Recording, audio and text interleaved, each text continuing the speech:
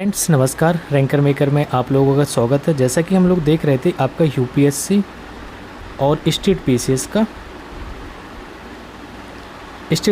ये हम इसका पीवाई के क्वेश्चन सॉल्व करा रहे हैं। तो ये आपके पिछले 14 साल के क्वेश्चंस हैं जो ज्योग्राफी सेक्शन को हम लोग कर रहे हैं, ज्योग्राफी और एनवायरनमेंट में, जो लगभग पिछले 14 सालों से क्वेश्चंस पूछे गए। कोई भी आपका स्टेट एग्ज़ाम हो, यूपीएससी हो, यूपी पीसीएस हो, एमपी पीसीएस, उत्तराखंड पीसीएस है, आरओ, तो ये सबके लिए बेनिफिशियल है आपका। तो एक बार ज़रूर देखें और चैनल से जो अभी कोई जिसने भी सब्सक्राइब नहीं किया तो चैनल को सब्सक्राइब कर लें और लाइक करें, अपने दोस्तों को शेयर करें। हाँ, यूपीपी अगर किसी को देना है वो भी देख सकते हैं। एक्चुअली क्या आपका ज्योग्राफी का पूरा कॉन्सेप्ट क्लियर हो जाएगा। यूपीपी है आपका, आरओ है, ये सारे कुछ जिसको भी प्रिपरेशन करनी है वो लोग भी इसको देख सकते हैं। ओके, तो आज का टॉपिक हमारा टॉपिक नंबर 15 है और इसमें हम लोग बात करेंगे परिवहन एवं संचार की बात। ठीक है, 14 तक हो गया था, अब हम परिवहन एवं संचार की बात करेंगे। तो देखिए, चैनल को सब्सक्राइब कर लीजिए, जो भी अगर देख रहा है तो स्टार्टिंग में ही इसको सब्सक्राइब कर लीजिए, क्योंकि आपको सहारा यहाँ पे एनसीईआरटी के साथ साथ पीवाईक्यू सब कुछ मिलेगा। हाँ, एनसीईआरटी में शुरू करूँगा, बीच में छूटा हुआ है वो फिर से करेंगे। इसको ख़त्म कर लेते हैं पहले। चलिए, क्वेश्चन से हमारा पहला है कि अटल सुरंग रोहतांग हिमाचल प्रदेश की लंबाई कितनी है।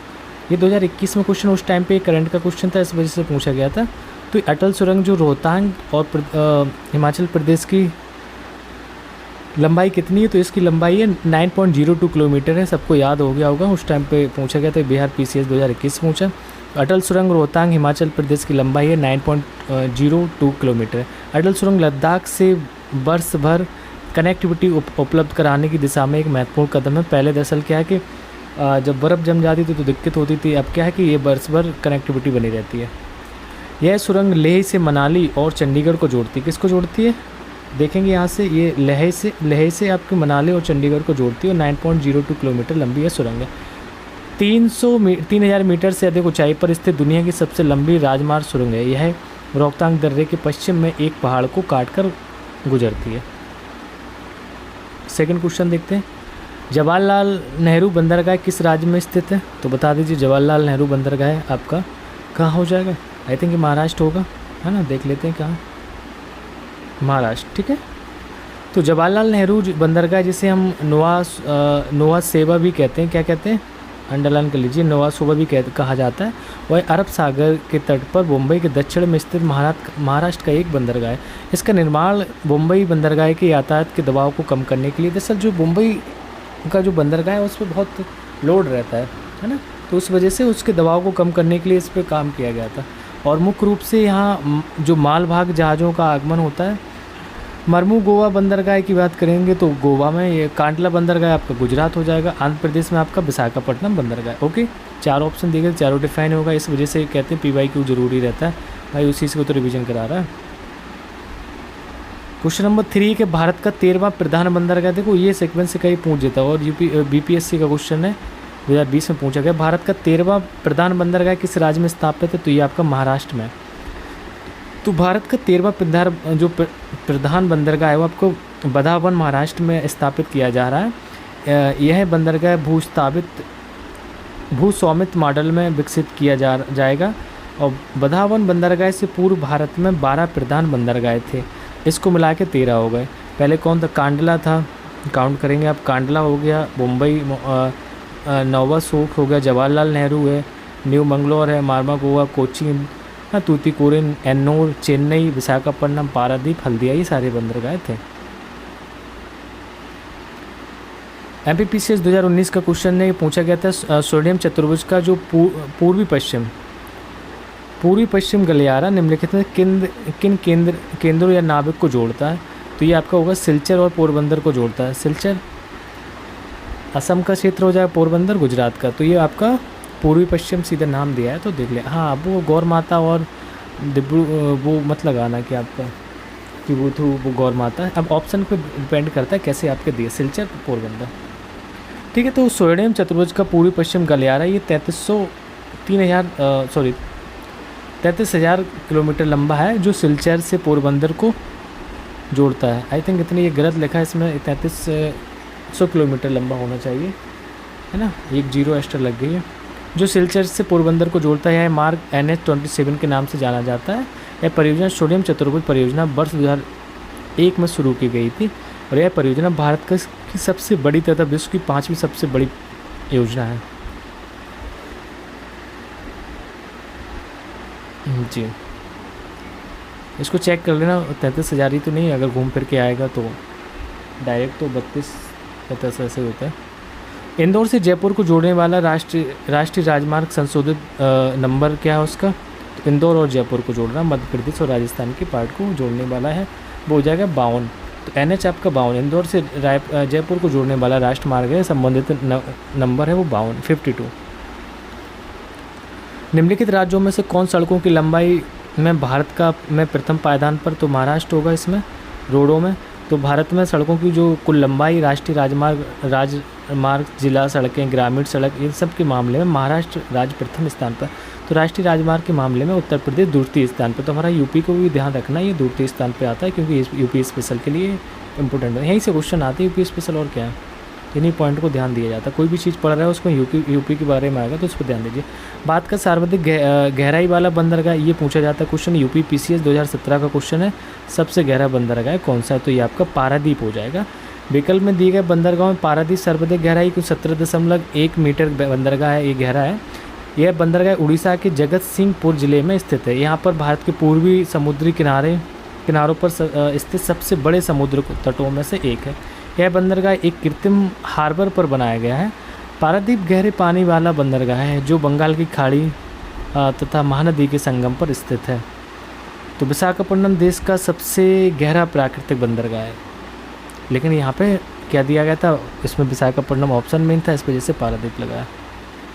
राष्ट्रीय राजमार्ग फर्स्ट जोड़ता है किस किस को जोड़ता है? तो ये आपका हल्दिया और इलाहाबाद को जोड़ता है। राष्ट्रीय जल मार्ग है, तो NW है जो आपका नेशनल वाटरवे 1, तो हल्दिया और इलाहाबाद को जोड़ता है। राष्ट्रीय जलमार्ग संख्या 1 हल्दिया को इलाहाबाद से जोड़ता है। भारी वस्तुओं के परिवहन में जो जलमार्ग सबसे सस्ते एवं प्रदूषक मुक्त साधन होते हैं, ये पता ही होगा आप लोगों को। कुछ महत्वपूर्ण जलमार्ग दिए गए। राष्ट्रीय जलमार्ग फर्स्ट इलाहाबाद को हल्दिया से जोड़ता है जिसकी लंबाई 1620 किलोमीटर। स्थापना की बात करेंगे तो 1986 में होती। राष्ट्रीय जलमार्ग 2 भी पूछ देता है कभी, तो सदिया और धुबरी को। ब्रह्मपुत्र नदी जिसकी लंबाई 891 किलोमीटर, स्थापना इसकी 1988 में हुई थी, 1988 में, 2 साल बाद ही। भारत की जो क्वेश्चन नंबर नेक्स्ट 9 आपका क्वेश्चन है 9। तो इसमें लिखा है, एक मिनट इसको हटा देते हैं।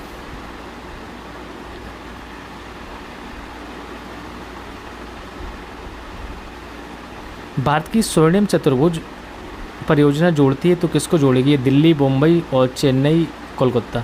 ये सब एक दूसरे को कहाँ पे काटते हैं? यहाँ से मिलते हैं, ये झांसी में, ठीक है।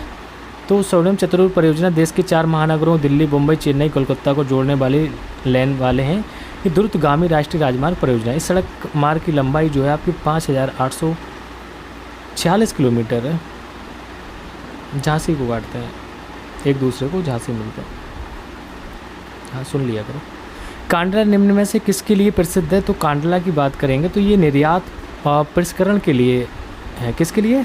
कांडला किसके लिए प्रसिद्ध है? तो निर्यात जो प्रसंस्करण के लिए है। तो कांडला गुजरात के कच्छ में स्थित, यूपी PCS 2015 का क्वेश्चन है, री एग्जाम हुआ था। तो गुजरात के कच्छ जिले में स्थित एक बंदरगाह है जिसका निर्माण 1950 में हुआ था। कांडला हमारे देश का प्रथम निर्यात प्रसंस्करण के क्षेत्र है। वर्ष 2017 में कांडला बंदरगाह का नाम बदलकर दीनदयाल बंदरगाह कर दिया गया था। ओके, दीनदयाल 2017 में मोदी सरकार। राष्ट्रीय जलमार्ग संख्या फर्स्ट बताना, तो इलाहाबाद हल्दिया बिल्कुल सही है और आपके पहला ही सही हो जाएगा। नेक्स्ट देखते हैं, हल्दिया इलाहाबाद से जलमार्ग को 22 अक्टूबर 1986 को राष्ट्रीय जलमार्ग संख्या फर्स्ट घोषित किया गया था। इसकी जो लंबाई है 1620 किलोमीटर, हम लोग बता चुके पहले। राष्ट्रीय जलमार्ग सेकंड की बात करेंगे, सदिया से धुबरीगढ़ 1 सितंबर 1988 को राष्ट्रीय जलमार्ग घोषित किया गया था। इसकी कुल लंबाई 891 किलोमीटर। राष्ट्रीय जलमार्ग 3 की बात करेंगे तो ये तीसरा भी दिया है इसमें, तो ये कोल्लम से कोट्टापुरम तक है, 205 किलोमीटर इसकी लंबाई है, ठीक है। 1 फरवरी 1993 को इसको राष्ट्रीय जलमार्ग घोषित किया गया था, तीसरे को 1993 को। राष्ट्रीय जलमार्ग 4 ये भद्राचलम और राजमुंद्री, वजीराबाद, विजयवाड़ा, काकीनाडा, पुदुचेरी तक है और 1995 में इसको बनाया गया। सॉरी, 1095 किलोमीटर लंबा है और इसको 2008 में घोषित किया गया था। इस वजह से कैसा नहीं, लंबाई के हिसाब से थोड़ी है कैसे।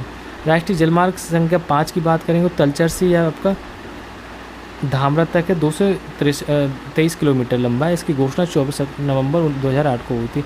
राष्ट्रीय जलमार्ग नंबर 6 लखीमपुर से भांगा तक 121 किलोमीटर लंबा है। भारत में कुल 111 राष्ट्रीय जलमार्ग विकसित किए गए। कितने, बस क्वेश्चन ये इंपॉर्टेंट है, कितने टोटल? 111, शुरुआत के 2। निम्नलिखित में से कौन भारत की प्राकृतिक बंदरगाह हैं, तो ये बताना आपको। ऑप्शन डी हो जाएगा। दूसरा और चौथा आपका कोच्चि और विशाखापट्टनम है। तो ये बड़े बंदरगाहों का जो नियंत्रण केंद्र सरकार करती है, जबकि छोटे जो बंदरगाह संविधान की समवर्ती सूची में शामिल हैं, जिनका प्रबंधन संबंधित राज्य सरकार करती है। देश का सबसे प्राकृतिक बंदरगाह विशाखापट्टनम है। यह भारत का सबसे गहरा बंदरगाह है। चेन्नई ये कृत्रिम बंदरगाह है, तो यह भारत का सबसे प्राचीन बंदरगाह है। कोच्चि और विशाखापट्टनम प्राकृतिक बंदरगाह है, नेचुरल है, ठीक है। निम्नलिखित में से कौन सा पोताश्रय नहीं है, तो पोताश्रय कौन सा नहीं है, आपका बी हो जाएगा ऑप्शन। बेंगलुरु नहीं है, तो कोच्चि केरल में है आपका। मंगलोर, देखो ये याद रखना, कोच्चि केरल में, मंगलोर कर्नाटक, कांडला गुजरात और समुद्री तटीय क्षेत्र होने के कारण बंदरगाह के रूप में विकसित हुए। जबकि बेंगलुरु स्थल अवरुद्ध क्षेत्र होने के कारण बंदरगाह के रूप में विकसित नहीं है। क्यों नहीं है? स्थल अवरुद्ध होने के कारण ये बंदरगाह यहाँ पर विकसित नहीं है। क्वेश्चन नंबर 14 है, भारत का सबसे लंबा राष्ट्रीय जलमार्ग, तो अभी जस्ट बताया, ऑप्शन ए सही हो जाएगा। यहाँ पे राष्ट्रीय राजमार्ग फर्स्ट हो जाएगा, हल्दिया से इलाहाबाद, इलाहाबाद से हल्दिया, कुछ बोल रहे हैं अभी बताया। अच्छा डी दिया इसमें, क्या पूछा था? वाटर मार्ग था, जलमार्ग, राष्ट्रीय राजमार्ग, सॉरी, तो राष्ट्रीय राजमार्ग 7 हो जाएगा। तो प्रश्नकाल के समय राष्ट्रीय राजमार्ग 7 ही भारत का सबसे लंबा राष्ट्रीय राजमार्ग था, जिससे अब राष्ट्रीय राजमार्ग 44 कर दिया गया, जो कि भारत के 11 राज्यों को जोड़ता है। श्रीनगर, जम्मू कश्मीर से कन्याकुमारी तक ये जाता है, तो जिसमें बीच में जितने भी राज्य पड़ते हैं आपके, जैसे उत्तर प्रदेश, मध्य प्रदेश, ये बनारस सब आ जाएगा, मध्य प्रदेश आ जाएगा ना, महाराष्ट्र आ जाएगा, महाराष्ट्र के बाद आपका तेलंगाना है, आंध्र प्रदेश है, फिर और उसके बाद कर्नाटक, तमिलनाडु, सबको जुड़ता है। तो देख लेते दिए हुए होंगे, नहीं दिएगा, अच्छा चलिए कोई बात नहीं। तो इसकी लंबाई है 3745 किलोमीटर है। ज्ञात हो कि भारत का सबसे छोटा राष्ट्रीय राजमार्ग NH 966B है, 966B है, जो पूर्वोत्तम NH 47A है। इसके पहले क्या था? 47A था, अब कौन सा बन गया? NH 966 है, B, ठीक है। और जिसकी लंबाई 8 किलोमीटर थी। इसके जो पहले था कि केरल कोच्चि में कुंडानूर को वेलिंगटन द्वीप से जोड़ता है, ठीक है। जो सबसे छोटा है वो 8 किलोमीटर लंबाई है इसकी, और उसका नाम है NH 966B। कहाँ से? केरल में कोच्चि के कुंडानूर को वेलिंगटन द्वीप से जोड़ता है। इसके पहले कौन था? NH 47A था, बस ये याद रखना। इसके पहले इसलिए जो राष्ट्रीय राजमार्ग 7 था सबसे बड़ा, लेकिन अब कौन सा कर गया? अब राष्ट्रीय राजमार्ग 44 उनको कर दिया गया। तो दोनों छोटे बड़े चेंज हुए।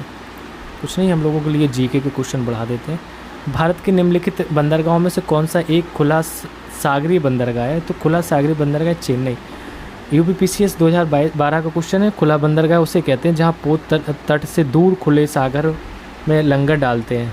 देश में इस प्रकार का बंदरगाह चेन्नई बंदरगाह है। आंध्र प्रदेश का विशाखापट्टनम बंदरगाह देश का सबसे गहरा बंदरगाह है, हम लोग बता चुके पहले, जहां लोहे एक्स के निर्यात के लिए एक बाहरी बंदरगाह बनाया गया। यह एक बहुउद्देशीय बंदरगाह है। इसके पोताश्रय में डॉल्फिन नोज नामक पहाड़ी भाग, अच्छा जो पहाड़ी भाग निकल जाने से यह पतन मानसूनी पवन के झकोरों से सुरक्षित रहता है। 16 क्वेश्चन नंबर की बात करते हैं। निम्नलिखित में से कौन राष्ट्रीय जलमार्ग नंबर 1 है? तो कौन सा है? वो आपका हो जाएगा डी, गंगा भागीरथी जो हुगली नदी जलमार्ग है, ये आपका जलमार्ग नंबर 1 है। अब वो कैसे है देखते हैं, क्योंकि यही आगे जाके संगम से बन जाता है हल्दिया तक। इलाहाबाद अगर नाम देता तो उसको लगा देते। तो राष्ट्रीय जलमार्ग संख्या 1 भारत का पहला एवं सबसे लंबा राष्ट्रीय जलमार्ग। इसकी कुल लंबाई है 1620 किलोमीटर। इसे हम वर्ष 1986 में राष्ट्रीय जलमार्ग घोषित किया गया था। और यह जलमार्ग उत्तर प्रदेश बिहार पश्चिम बंगाल विस्तारित है। गंगा भागीरथी हुगली नदी इसकी परिवहन प्रणाली का भाग है।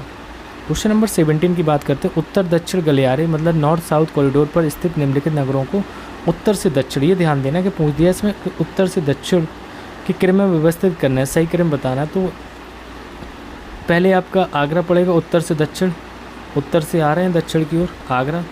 फिर आपका आ जाएगा ग्वालियर दूसरे नंबर पे, तीसरे नंबर पे नागपुर क्योंकि ये तो जाएगा पश्चिम में, और चौथे नंबर पे आपका कृष्णागिरी। तो ये आपके पड़ जाएंगे, मतलब ऑप्शन बी हो जाएगा यहाँ पे। क्या हो जाएगा? ऑप्शन बी BDAC, ये एक सीक्वेंस से हो जाएंगे। चलिए देखते हैं। उत्तर दक्षिण गलियारे पर स्थित प्रसंग जो है आपके आगरा, ग्वालियर, नागपुर, कृष्णागिरी हो जाएगा। निम्नलिखित में से कौन सा राष्ट्रीय जलमार्ग कोट्टापुरम तथा कोल्लम को जोड़ता है? तो कोट्टापुरम और आपका कोल्लम को जोड़ता है, क्या जोड़ता है? तो ये सी हो जाएगा, केरल तटीय नहर जलमार्ग। राष्ट्रीय जलमार्ग कोट्टापुरम तथा कोल्लम को जोड़ने वाला है केरल तटीय नहर जलमार्ग है। केरल तटीय नहर जलमार्ग कोट्टापुरम तथा कोल्लम को जोड़ता है। कोल्लम कोट्टापुरम देश का तीसरा राष्ट्रीय जलमार्ग है जो कि 205 किलोमीटर लंबा है। कितना है? 205 किलोमीटर लंबा है। 1 फरवरी 1993 को इसकी घोषणा हुई। यह भारत का तीसरा राष्ट्रीय जलमार्ग बन गया था। ये मैप दिया गया, तो कभी कभी मैप से भी क्वेश्चन पूछ दिए जाते हैं और इसमें 4 ऑप्शन 1 2 3 4 नंबर बने, इसमें पूछा गया। तो लिखा है कि बंदरगाहों की स्थिति 1 2 3 4 प्रदर्शित की गई है, पहचानिए और कौन कौन से बंदरगाह। 1 नंबर पे मतलब हम देखेंगे सीधा तमिलनाडु में कौन सा बंदरगाह आ जाएगा? हाँ, तूतीकोरिन हो जाएगा। और दूसरा ऊपर आएंगे तमिलनाडु के थोड़ा सा आंध्र प्रदेश साइड, चेन्नई। अच्छा, ये तमिलनाडु का ही चेन्नई वाला आ जाएगा, तूतीकोरिन चेन्नई, फिर मछलीपट्टनम, फिर आपका विशाखापट्टनम आ जाएगा ऊपर। ठीक, ऑप्शन बी सही है। यहाँ पे क्या था? तूतीकोरिन चेन्नई, मछलीपट्टनम, विशाखापट्टनम बंदरगाह स्थिति दर्शाते हैं।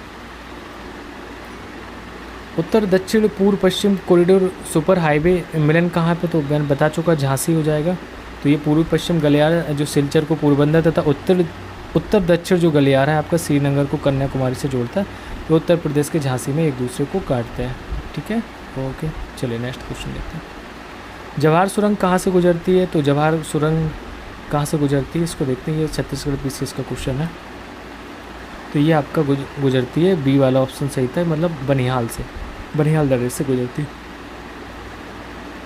तो जवाहर सुरंग भारत के जम्मू कश्मीर राज्य के रामबन जिले के बनिहाल दर्रे में स्थित है। यह जम्मू कश्मीर को श्रीनगर से जोड़ने वाले राजमार्ग पर स्थित है। कहाँ पे? जम्मू कश्मीर को श्रीनगर से जोड़ने वाले रामबन बनिहाल दर्रे से, यह जम्मू कश्मीर श्रीनगर से जोड़ने वाले राजमार्ग पर स्थित है। पीर पंजाल दर्रा जम्मू कश्मीर के दक्षिण पश्चिम पीर पंजाल श्रेणियों के मध्य स्थित है। जम्मू कश्मीर को श्रीनगर से जोड़ने वाला यह दर्रा पारंपरिक मुगल मार्ग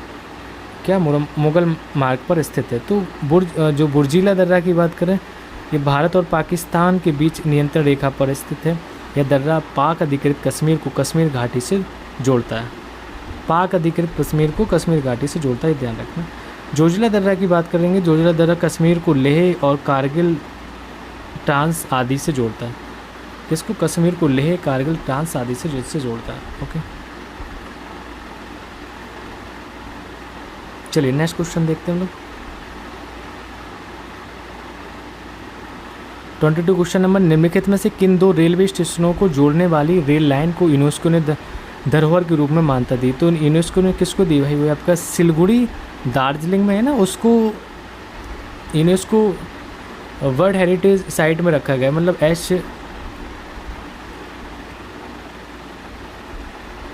WHS में रखा गया, वर्ल्ड हेरिटेज साइट में। तो सिलगुड़ी तथा दार्जिलिंग रेलवे स्टेशनों को जोड़ने वाली रेलवे लाइन को यूनेस्को द्वारा वर्ष 1999 में इसे विश्व में सांस्कृतिक धरोहर के रूप में मान्यता प्रदान की गई थी।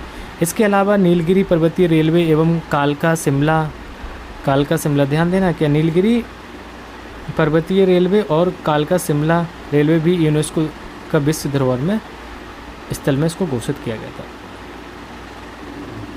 भारत में सड़कों का घनत्व किस राज्य में सर्वाधिक है? तो अभी महाराष्ट्र हम लोग देख चुके हैं। अच्छा, इसमें देखो घनत्व की पूछी और महाराष्ट्र भी दिया है, तो घनत्व की बात आएगी तो अलग हो जाएगा केरल। भारत में सड़कों का घनत्व केरल राज्य में सर्वाधिक। इसके अतिरिक्त ये वर्ष रिपोर्ट 2020-21 के अनुसार राष्ट्रीय जो राजमार्गों की सर्वाधिक लंबाई 3 राज्यों में, पहले महाराष्ट्र में, जो महाराष्ट्र में कितनी है आपकी 17,930.6 किलोमीटर, उत्तर प्रदेश में 11,830.9 किलोमीटर, राजस्थान में 350 किलोमीटर।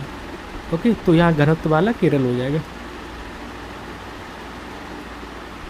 सूची फर्स्ट को सूची सेकंड से मिलाना। समुद्री बंदरगाह दिए, राज्य दिए गए, कौन सा बंदरगाह कहाँ पे, जो भी समझ में आए पहले लगा दो। पारादीप उड़ीसा, तो बस देख लीजिए पारादीप उड़ीसा कहाँ दिया गया होगा।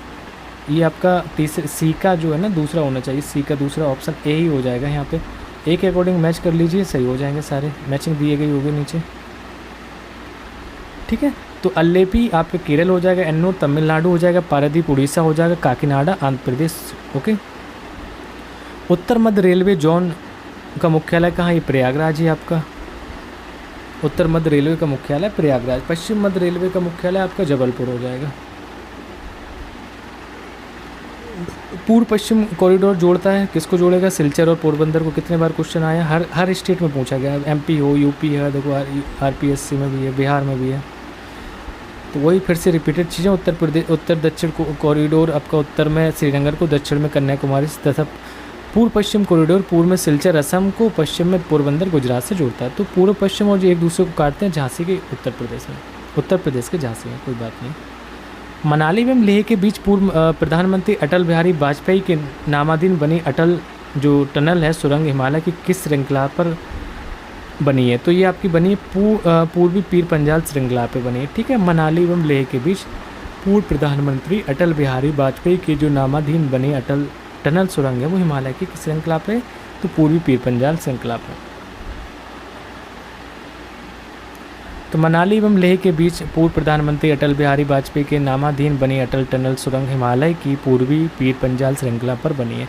9.02 किलोमीटर लंबी है सुरंग, 3000 मीटर की ऊंचाई पर से अधिक दुनिया की सबसे लंबी राजमार्ग सुरंग है। यह सुरंग रोहतांग दर्रे के पश्चिम में एक पहाड़ को काटकर गुजरती है और यह सोलांग घाटी तथा सिसु के बीच की दूरी को लगभग 46 किलोमीटर कम करती है।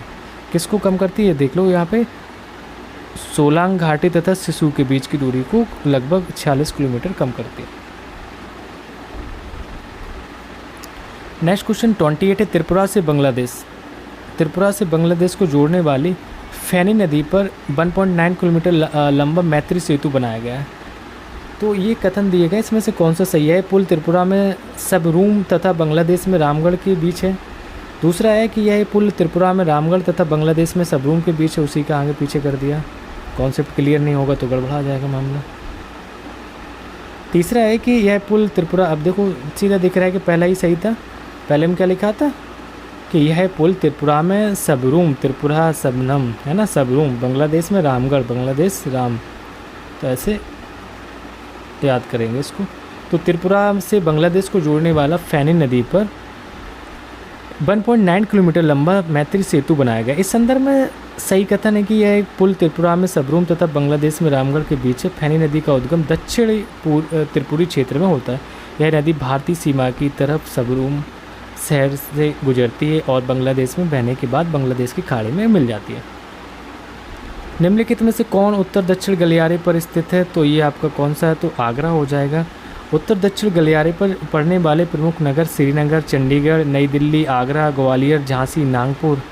फिर से देखो, उत्तर दक्षिण गलियारे पर पड़ने वाले नगर श्रीनगर पहला, दूसरा चंडीगढ़, 11 होंगे ये, तीसरा दिल्ली, आगरा, ग्वालियर, तो 1 2 3 4 5, झांसी 6, नागपुर 7, हैदराबाद 8, बेंगलुरु 9, मदुरई 10, कन्याकुमारी 11। ये उत्तर दक्षिण गलियारे का क्रम है जो 18 दिसंबर 2003 को किया गया था।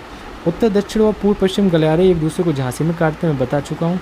लखनऊ कानपुर और कोटा पूर्व पश्चिम गलियारे पर काटते हैं। तो लखनऊ कानपुर किसको काटते हैं, कोटा, और जो कोटा है पूर्व पश्चिम, पूर्व पश्चिम, हाँ वो ठीक है। निम्नलिखित में से कौन सा मेल सही नहीं है, तो देख लीजिए, रेलवे जोन दिए गए, जो आए पहले उसको लगा दीजिए। अभी बताया प्रयागराज वाला है ना, तो इसको सही कर लीजिए। अब देखो उसमें वही गलत दिया है कि नॉर्थ फ्रंटियर रेलवे प्रयागराज, नहीं गलत है ना। अभी हम लोगों ने देखा क्या होगा, उत्तर मध्य रेलवे। तो सेंट्रल रेलवे की बात करेंगे, मुंबई CSMT जिसको कहते हैं, वेस्टर्न रेलवे आपके Churchgate Mumbai, north frontier railway Malegaon Guwahati, और south eastern railway Garden Reach Kolkata, उत्तर मध्य रेलवे प्रयागराज। तो भारत का बृहत्तम प्राकृतिक बंदरगाह कौन सा है, तो भारत का बृहत्तम जो आपका प्राकृतिक बंदरगाह कौन सा, मुंबई है। तो अंडमान निकोबार द्वीप समूह सहित देश की मुख्य भूमि की जो 7500 16.6 किलोमीटर लंबी तटरेखा है, पर ये 13 बड़े और 200 मध्य और छोटे बंदरगाह स्थित हैं। बड़े बंदरगाहों का नियंत्रण केंद्र सरकार के द्वारा किया जाता है। मुंबई पूरे वर्ष खुला रहने वाला देश के पश्चिम तट पर स्थित प्राकृतिक बंदरगाह है, पूरे वर्ष खुला रहता है। और यह भारत का बृहत्तम बंदरगाह है जहाँ सार्वजनिक समुद्री यातायात किया जाता है। यहाँ से सूती एवं जो ऊनी कपड़े, पेट्रोलियम, चमड़े का सामान, इंजीनियरिंग सामान, मशीन आदि का निर्यात किया जाता है। ओके, भारत में किस राज्य में सड़कों का घनत्व सर्वाधिक है? अभी केरल में अभी जस्ट हम लोगों ने देखा था ना, ऑप्शन ए सही है।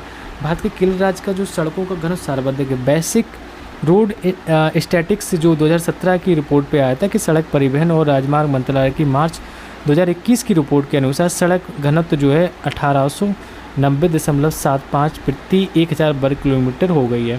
तो वर्तमान में हमारा देश यूएसए के बाद विश्व की दूसरी सबसे बड़ी सड़क प्रणाली वाला देश बन गया है। राष्ट्रीय राजमार्गों की सर्वाधिक लंबाई वाले 5 राज्य हैं, जो आपके महाराष्ट्र सबसे पहले आएगा, फिर उत्तर प्रदेश आ जाएगा, फिर राजस्थान, फिर मध्य प्रदेश और कर्नाटक। भारत में वायु परिवहन कब प्रारंभ हुआ था? देखो कितने अच्छे अच्छे क्वेश्चन हैं, देखो सारे टॉपिक कवर किए जा रहे हैं इसमें। तो 1911 में आपका वायु परिवहन प्रारंभ हुआ था। भारत में वायु परिवहन 1911 में प्रारंभ हुआ। तो सर्वप्रथम ये इलाहाबाद से नैनी के लिए वायुयान चला था, इसे डाक पोस्ट लाया गया था। 1 अप्रैल 1995 को क्या हुआ कि तत्कालीन राष्ट्रीय विमानपत्तन प्राधिकरण तथा भारतीय राष्ट्रीय विमानपत्तन प्राधिकरण का विलय कर दिया गया। भारतीय विमानपत्तन प्राधिकरण AAI का गठन संसद के एक अधिनियम के द्वारा किया गया तथा इसका कार्य नागर विमानन अवसंरचना के सृजन, उन्नयन, अनुसरण एवं प्रबंधन करता है।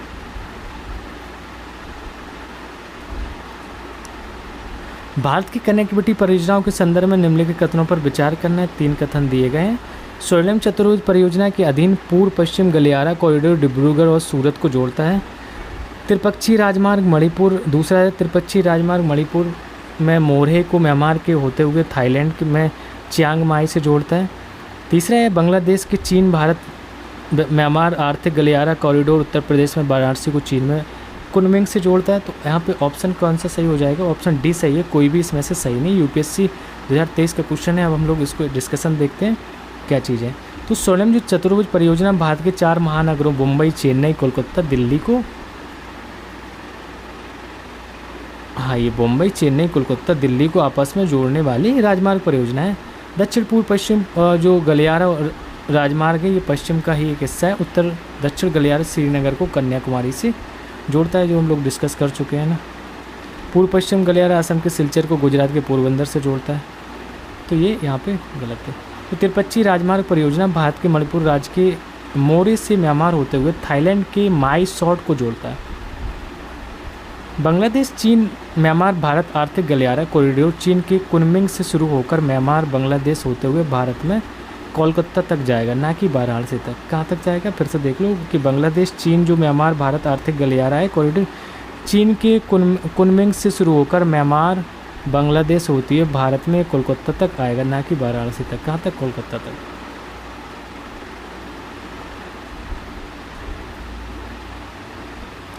चलिए क्वेश्चन नंबर 35 है, देखते हैं क्या है इसमें। पतन पोर्ट दिए गए और जिस रूप में सुविख्यात है उसके लिए। आई थिंक ये क्वेश्चन नंबर ये भी 2023 का यूपीएससी का क्वेश्चन है। तो इसमें बी दे रहा है, केवल 2 युग में सही है। देखो इसको डायरेक्ट देखना पड़ेगा कौन से 2 युग में, आप समझ में नहीं आएगा, तो सीधा एक्सप्लेनेशन देखते हैं। देखिए कि कामराज पोर्ट जिसे हम पूर्व में एन्नोर पोर्ट कहा जाता था, क्या कहते थे? एन्नोर पोर्ट कहते थे कामराज पोर्ट को। भारत का 12वां प्रमुख बंदरगाह है। एक कंपनी के रूप में पंजीकृत भारत का पहला बंदरगाह है, ये भी पूछा गया था, यही कि कंपनी के रूप में पंजीकृत। मुद्रा पोर्ट की बात करें तो गुजरात में स्थित भारत में निजी स्वामित्व वाला सबसे बड़ा बंदरगाह है, अडानी के आधार स्वामित्व में है। तो पोर्ट का स्वामित्व गौतम अडानी के पास है, समझ गए ना, पोर्ट भी उनको बेचती है। भारत का सबसे बड़ा कंटेनर पोर्ट महाराष्ट्र में मुंबई के पास स्थित जवाहरलाल नेहरू निवास सेवा बंदरगाह है, ना कि विशाखापट्टनम। ओके, तो भारत का सबसे बड़ा कंटेनर पोर्ट महाराष्ट्र में मुंबई के पास स्थित जवाहरलाल नेहरू है। इसको पीछे हम लोग डिस्कस कर चुके हैं, जिसको हम नोआवा सोबा कहते थे, सेवा कहते थे। तो बंदरगाह, ना कि यहाँ पे विशाखापट्टनम जो दिया है। विशाखापट्टनम सबसे गहरा हो जाएगा। विशाखापट्टनम आंध्र प्रदेश में स्थित भारत का सबसे गहरा पोर्ट है। ओके, चलिए नेक्स्ट क्वेश्चन देखते हैं।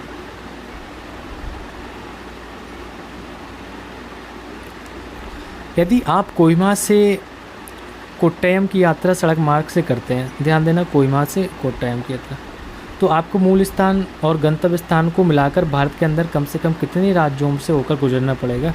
तो 7 से जाना पड़ेगा। कोहिमा राजधानी कहाँ की, ये पहले ये पता लगाओ, फिर उसके बाद देखते हैं। यदि आप कोहिमा से कोट्टयम की यात्रा सड़क मार्ग से करते हैं तो आपको मूल स्थान 7 से गंतव्य मिलाकर भारत के अंदर कम से कम 7 राज्यों से, जैसे नागालैंड है, असम, पश्चिम बंगाल, उड़ीसा, आंध्र प्रदेश, तमिलनाडु, केरल से होकर गुजरना पड़ेगा। यूपीएससी 2016 का क्वेश्चन है, हाल ही में निम्नलिखित राज्यों में से किसने एक लंबे नौ संचालन चैनल द्वारा समुद्र से जोड़े जाने के लिए एक कृत्रिम अंतर्देशीय बंदरगाह के निर्माण की संभावना का पता लगाया है? तो कौन सा राज्य है, ये बताना है। 37 का आपका हो जाएगा डी का मतलब है यहाँ पे कौन सा था आपका, राजस्थान। दरअसल राजस्थान शिपिंग मंत्रालय ने भारतीय अंतर्देशीय जलमार्ग प्राधिकरण ने राजस्थान सरकार के सामने जालोर में, कहाँ पे, जालोर में अंतर्देशीय कृत्रिम बंदरगाह बनाने का प्रस्ताव रखा है। जालोर में स्थापित होने वाले इस बंदरगाह हेतु अरब सागर का पानी गुजरात के रास्ते, ध्यान देना, गुजरात के रास्ते उपलब्ध कराया जाएगा।